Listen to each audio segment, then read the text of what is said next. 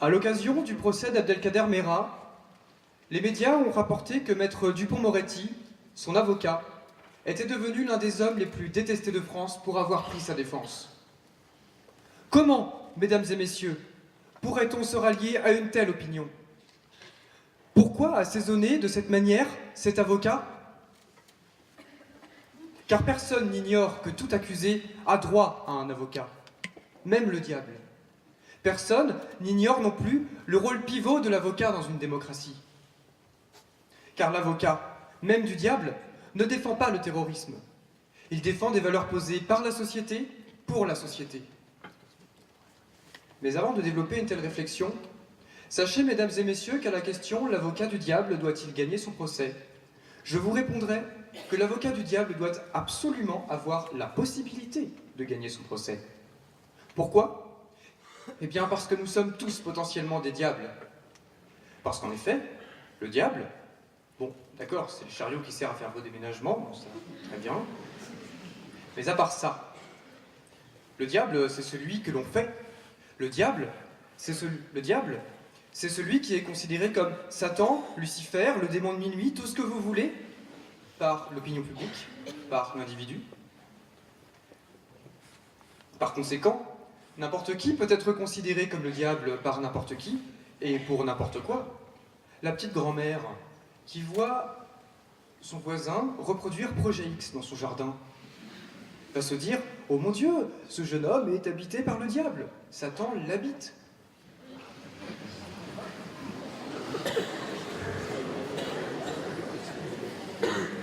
D'ailleurs, selon Sartre, l'enfer c'est les autres.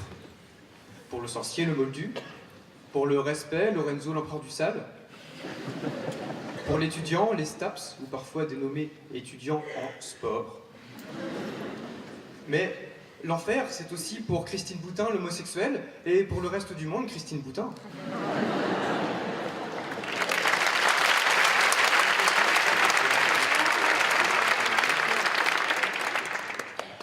Alors, bien entendu, et vous l'avez compris, l'avocat du diable, ce n'est pas l'avocat de Satan en personne. Satan n'est pas humain, il n'a pas cette humanité qui, même chez le pire des individus, caractérise l'homme. De ce fait, l'avocat du diable est avant toute chose l'avocat de celui qui est assimilé au diable, diabolisé par les autres.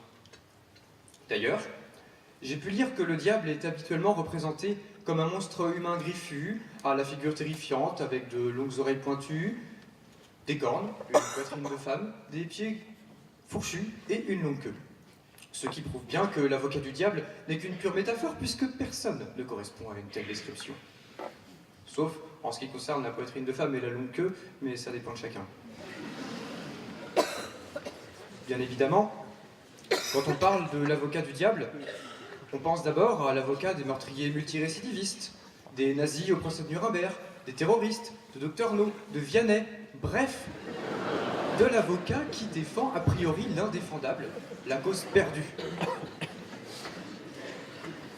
Mais, au-delà de ces stars du diabolique, de ces Martin Fourchade du Trident, où commence ce caractère diabolique de la personne et de ses actes?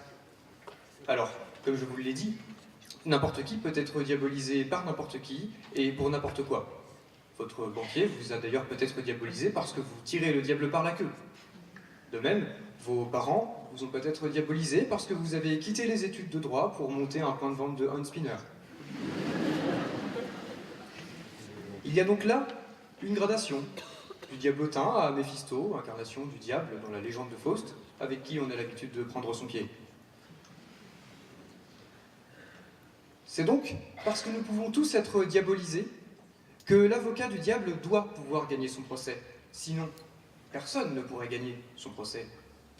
Considérer, au contraire, que l'avocat du diable ne pourra jamais gagner son procès, c'est considérer que c'est perdu d'avance. Cela revient à priver le diable de procès.